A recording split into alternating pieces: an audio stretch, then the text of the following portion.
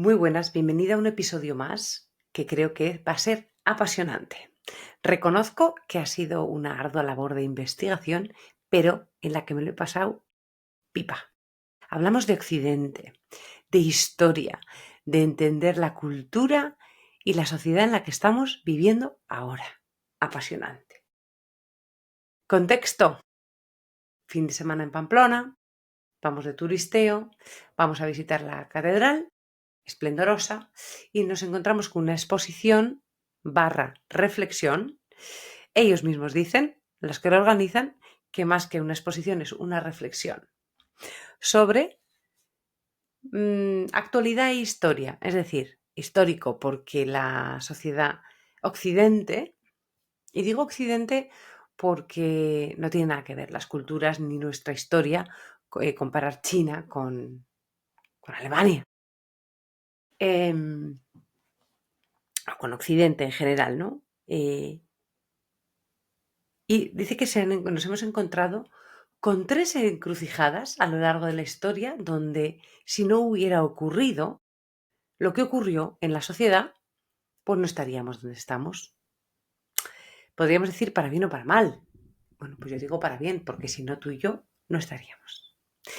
Bienvenidos a un capítulo más de Viviendo desde dentro, donde no nos quedamos con lo que nos quedamos, sino que le damos una vuelta de tuerca y yo os planteo muchas veces más preguntas que respuestas y en este caso todavía más. Que vengo de ciencias y esto de la historia y de la filosofía para mí es nuevo, pero como soy estudiante incansable, me resulta súper inspirador y desde luego estimulante. Me llamo Ana y hoy hablamos de Occidente y de lo que ellos llaman la cuarta encrucijada. Pero antes de empezar la cuarta encrucijada tenemos que entender las otras 3. Y por cierto, te aviso que, como te decía, igual no te planteo todas las respuestas, sino que te aseguro que te voy a plantear preguntas, pero sí, me daba un poco de yuyu, pero me voy a mojar y te voy a plantear cómo lo veo yo. Luego me encantará saber lo que opinas tú. Bueno, este hombre, cuento por el final, un Philippe Nemo, un francés, un historiador filósofo, dice que estamos en la cuarta encrucijada en la que nos hemos perdido un poco y que toca recuperar unos valores. Pero empezamos por la primera encrucijada de Occidente, la antigua Grecia. Venimos de un mundo lleno de mitos, los grandes dioses, etcétera, todos son mitos y se mete el logos, el conocimiento, el pensamiento crítico. ¿Tú te imaginas que en vez de aprender a pensar a través de la filosofía, la búsqueda de la verdad, ese debatir, argumentar, aparecen muchas películas, el discernimiento de lo que es verdad y de lo que no, hubiéramos seguido viviendo de mitos? No sé si mejor o peor, pero el mundo habría sido diferente. Esto nos llega de la antigua Grecia y luego lo recuperamos en el Renacimiento, pero esto viene de Grecia, primera encrucijada.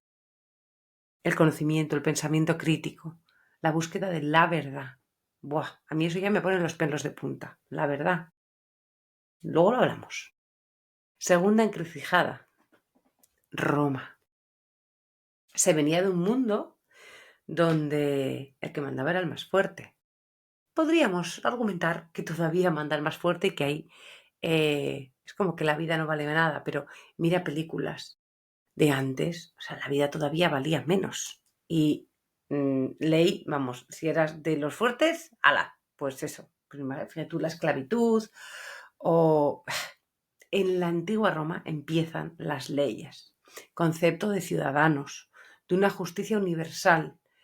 Eres ciudadano, pues tienes unas leyes, hay unas normas que protegen a todos dentro del contexto de esos siglos, ¿vale?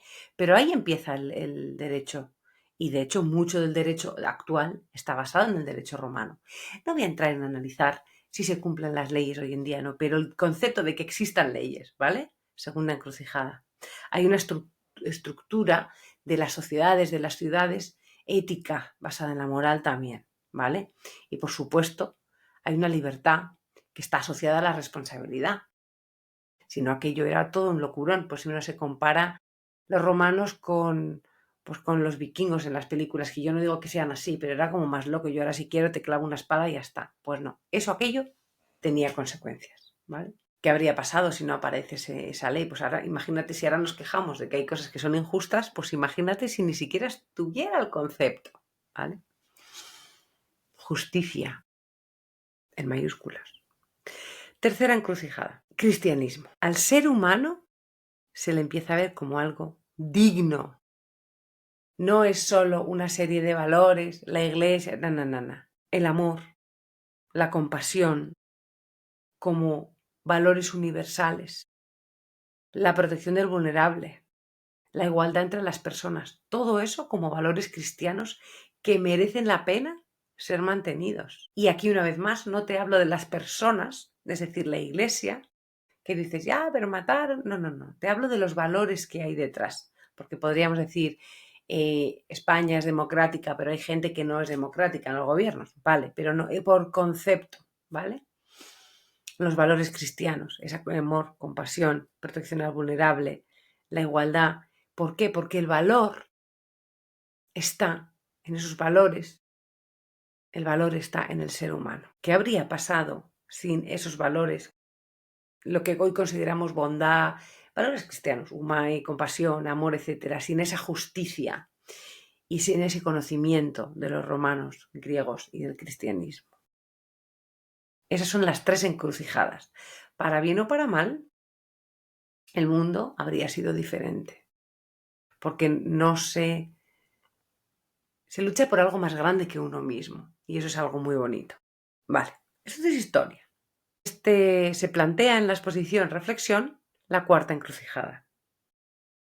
Es el relativismo y la pérdida de ciertos criterios por la pérdida de estos valores absolutos, de la justicia, de la libertad, del conocimiento, del amor, de la compasión. Es decir, estos valores absolutos, y a mí ya se me ponen los pelos de punta con valores absolutos, que deberían estar independientemente del país, de la época, de la cultura, de la opinión.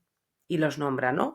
Dignidad, verdad, justicia, compasión, libertad, responsabilidad, honestidad. Y esto no es solo lo nombra él, esto lo han hablado desde pues los filósofos clásicos, Kant hablaba de esto en la Ilustración, pues fíjate tú, en eso está basada en la Revolución Industrial, los modernistas, en fin, todo esto, ¿no? ¿Qué ha pasado? Que ahora se empieza a perder esto en lo que le llaman el relativismo. ¿Qué es el relativismo? Pues que todo es relativo. ¿Qué es justo? Ay, pues según quien mire. Hombre, no lo sé. ¿Qué es la bondad? Hombre, pues según quién. Y entonces yo empiezo ahí a tener mis dudas, no sé si a ti te pasa, pero claro, es que decir palabra absoluta, un valor absoluto me parecía muy, muy potente, porque no es lo mismo en el siglo XXI que hablar en Grecia de eso, ¿no? Entonces tengo una conversación con una persona a la que admiro mucho y me dice que claro, que aquí nace la ética a nivel individual, el cómo vivo la bondad desde dentro, ¿no? Y digo, pero si esto es el desde dentro total, la conciencia personal, el conocerse, el autoconocimiento, la responsabilidad individual, el escuchar las emociones sin el apego, las maneras diferentes de vivir esos valores. Claro, la libertad interior, o sea, es los valores cristianos, pero cómo los hago mío, que podría llamarse el misticismo, por ejemplo. O, pero se me queda cojo, ¿vale? Pero para poder compartir contigo dónde veo yo los puntos fuertes y los débiles del relativismo y por qué me gusta lo de valores absolutos, te pongo unos ejemplos súper sencillos, ¿vale? Por ejemplo, o sea, tú ves a alguien caerse y tú sabes que ayudarle está bien y dejarle tirado en el suelo no está bien. Es decir, hay unas cosas que todos, inherente al ser humano, está bien. Mentir para manipular a alguien a hacer algo, eso está mal. Humillar públicamente a alguien, por muy malo que haya sido, o sea, eso está mal. El ver el sufrimiento de un niño, o sea, y no hacer nada, el sufrimiento del débil, pues también está mal. O sea, lo correcto es protegerle, ¿no? Robar la cartera a alguien, es que me da igual que sea un asesino, tú estás obrando mal, ¿no? Entonces, estos valores de proteger al indefenso, la bondad, la justicia, la generosidad, el ayudar, todo eso son valores absolutos. Y es que está dentro, inherente al ser humano. Que lo hagamos o no, no lo sé. Pero en el fondo, un ser humano, vamos a decir sano, normal, no estoy hablando de los psicópatas, sabemos qué es lo correcto. ¿Dónde está? O sea, quiere decir que no necesitamos que alguien en la universidad nos diga qué es lo correcto. Lo sentimos dentro, ¿no? Eran ejemplos muy sencillos, pero creo que sabes por dónde voy. ¿Dónde están los riesgos del relativismo? ¿Por qué? Vale. O sea, vale, me gusta lo del valor absoluto. ¿Y dónde me chirría el relativismo? Yo podría decir, ¿dónde estoy de acuerdo con el hombre este de la reflexión es posición? ¿No? Si todo es opinión, si no hay una verdad donde yo me apoyo, acabamos en la neurosis esta de pues yo lo veo así. Lo hablaba con una persona el otro día, pues yo creo que el mundo es plano. Muy bien, pues tú creerás en lo que quieras. Pues yo creo que los árboles tienen las raíces arriba. Pues muy bien, tú creerás lo que sea. Pero hay unas ciertas verdades objetivas. Yo creo que la lluvia no moja. Pues muy bien. Pues no cojas paraguas porque no te vas a mojar. No hay criterio, de hecho el criterio desaparece. Entonces lo que aparece es que la opinión o la verdad la pueden construir unos, que es lo que yo creo que está pasando ahora, pues con los medios o, o los gobiernos o los que están por encima, ¿no? Independientemente que sea verdad o no, se generan unas corrientes de pensamiento independientemente de cuál es ese valor absoluto. Entonces, sin un mínimo de una verdad mínimo, hay un poco ruido, un poco de caos. Si cada uno tiene su verdad y vale exactamente igual, hay un riesgo de polarización, que es lo que han conseguido con nosotros. Y aquí está la importancia de la reflexión para viviendo desde dentro. ¿Cómo hemos llegado a tal polarización? Porque todo vale y todo no vale. Todo no es cierto. No se puede decir que el mundo es plano y el mundo es redondo a la vez y los dos tener la razón. No puede ser. Entonces, se generan debates donde no quieres escuchar, mi verdad es lo correcto y no hay empatía y se pierde la importancia del ser humano. O sea, es que es como, ¿dónde hemos llegado? ¿Vale? Hay riesgo de esa impulsividad y hago lo que me da la gana porque yo lo siento así. O sea, no hay ese pensamiento crítico, no hay esa responsabilidad individual, o por me apetece, o lo sentí así. Entonces, esa libertad sin responsabilidad de ese valor absoluto de que traían los romanos de la responsabilidad, la libertad con responsabilidad. ¿No? Hago lo que me da la gana. Pues no. Y luego, claro, pues ves estos pintando un cuadro en el Louvre o en el Museo del Prado. Digo, pues no, o sea, tiene que haber consecuencias. No puedes hacer lo que te da la gana porque tú defiendas el cambio climático. O sea, no hay cosas que no están bien, ¿vale? Y luego, por supuesto, que hay opiniones que nada es mejor que nada, todo por igual. Bueno. ¿Por qué? Pero eso ya no es por los demás ni las opiniones, sino porque si nada es más que nada, tu vida acabas con un vacío de la leche, porque ¿en qué basas tus decisiones? ¿Qué hace que tu vida tenga sentido? Y eso es una ausencia de valores, que es lo que acusa, que es lo que está pasando ahora en la sociedad, ¿no? No hay ni bien ni mal, no hay propósito, hay una anestesia total por, por bloqueo, lo asocio a la teoría polivagal también, porque hay tanto para sentir que al final estamos anestesiados y nos quedamos con TikTok. Bueno, cada uno tiene su verdad, ese relativismo, bueno, que ahora llego ahí, ¿eh? Y entonces se acaba perdiendo algo que es mucho más grande que yo, porque yo soy el foco. Vale. ¿Qué parte? Digo, pero aquí me chirría, digo, porque entonces, ¿dónde está la importancia de mi individualidad? Y ahí es donde me chirriaba, ¿no? Cada uno que llegue a sus conclusiones, me encantará leerte o escuchar. Yo no voy a vivir la bondad igual que tú, aunque yo la vaya a sentir, ni la dignidad, ni esa compasión. La cuestión es que esto me lo responde y lo investigo mi adorado y admirado Ken Wilber. Sí hay cosas relativas, porque yo no vivo igual el dolor, la familia, la espiritualidad, ni creemos en el mismo Dios o la política, podemos tener opiniones diferentes y cada uno interpretará las cosas desde su historia, desde sus creencias, etc. Pero eso no quiere decir que todo sea relativo. Y Ken Wilber lo separa muy bien. Ken Wilber dice, en lo profundo hay una serie de valores que son universales y de hecho surgen en los niveles altos de conciencia. Una persona que está con una conciencia de un nivel de una alpargata ni piensa en la bondad, en la compasión, en la dignidad ni en la responsabilidad individual. Ni lo intentes, ni lo intentes. Hablamos de un psicópata, de un asesino. ¿Cómo va a estar hablando de valores absolutos? Está pensando en él y punto, ¿vale? Estaría probablemente mucho más en lo superficial, las costumbres, las culturas, cómo interpreto, pues yo interpreto así, pues en mi cultura se hace así. Y entonces se puede justificar un montón de cosas. Y me encanta la vuelta de tuerca. Pero claro, por eso critica el relativismo como un fallo. En la teoría integral hay un análisis de la evolución desde los griegos, modernismo, posmodernismo, y se llega a esa especie de posmodernismo, al relativismo. Dice, es un fallo en el que hemos malinterpretado este relativismo por la falta de criterio. Es decir, puede haber una relatividad cuando conectas con quién eres. Pero hay cosas que sí son absolutas, objetivas. Pasote, ¿eh? O sea, hay ciertos valores que son inamovibles. Pero eso solo va a surgir cuando has hecho tú un trabajo interior. Me parece súper potente lo de este tío. Ya hablaremos de los niveles de evolución de Ken Wilber algún día. Me lo pones por aquí, por escrito, si quieres que esto lo hablemos. Entonces, esos valores absolutos, lo más bonito es que según él no vienen impuestos de fuera. Desde luego no hay ni un colegio, ni un gobierno, ni un gurú que te tiene que decir. Cuando tú haces el trabajo de mirar para adentro, a nivel de conciencia, sientes qué es la bondad, la moral, la justicia, etc. Nadie te lo tiene que decir. Pero en trabajos más superficiales, en caminos más superficiales, claro, pues todo te llega. Pues esto sí, a mí me parece, a mí, me explico.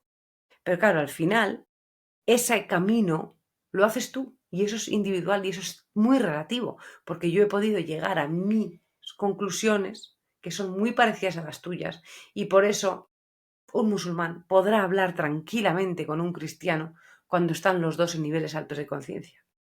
Los que están peleándose en Gaza ahora no son los que están con niveles altos de conciencia. Y de hecho estoy convencida de que hay personas que se están ayudando, judíos y musulmanes, que se están ayudando dando de comer en la franja de Gaza, igual que rusos y ucranianos, porque están haciendo su trabajo de los valores absolutos de bondad, generosidad, etcétera, con interpretaciones distintas de su propia cultura.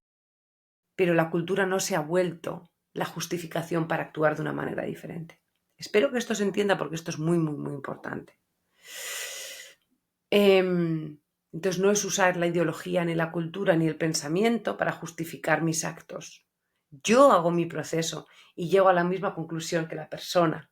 Y esto ha pasado en España, pues en la guerra civil, que al final se ayudaban, o sea, y les tocó, es asumir, mira, me tocó en este bando, me tocó en el otro, y ya hacemos borrón y cuenta nueva, como buenamente podemos, a pesar del dolor que hay, etcétera. O sea, es desde otros valores, ¿sí? Pero eso es un trabajo muy personal, muy individual, ¿vale? Entonces, esos valores absolutos, el bien existe, la dignidad existe, el respeto, la compasión, todo eso, ¿vale? Entonces es un trabajo, bueno, yo creo que a mí el Ken Wilber me ha ayudado y por eso es tan difícil, porque ayer en concreto me encuentro con algo de pues, una persona por la que he sufrido y yo misma me doy cuenta que esos valores universales de bondad, compasión, me cuestan y me sale más otro tipo de por rencor que te den por el río, por ejemplo, ¿no? Pero yo sé, a mí nadie me tiene que decir cuál es el valor humano que quiero representar, la bondad, qué sería respeto, qué sería bondad, qué sería justo.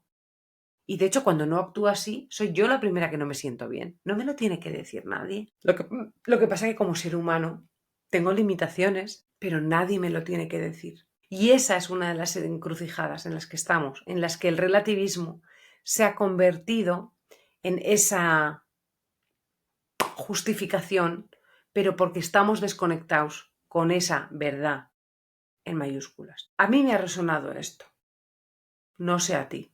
Y de hecho, creo que es uno de los grandes problemas que tenemos ahora, que no nos paramos a sentir si es coherente con lo que estamos pensando o no.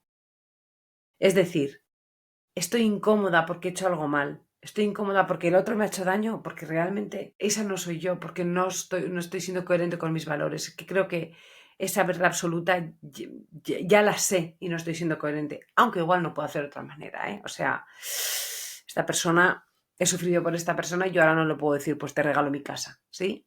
No puedo, ¿vale? No soy Jesús y no soy la Madre Teresa, ¿vale?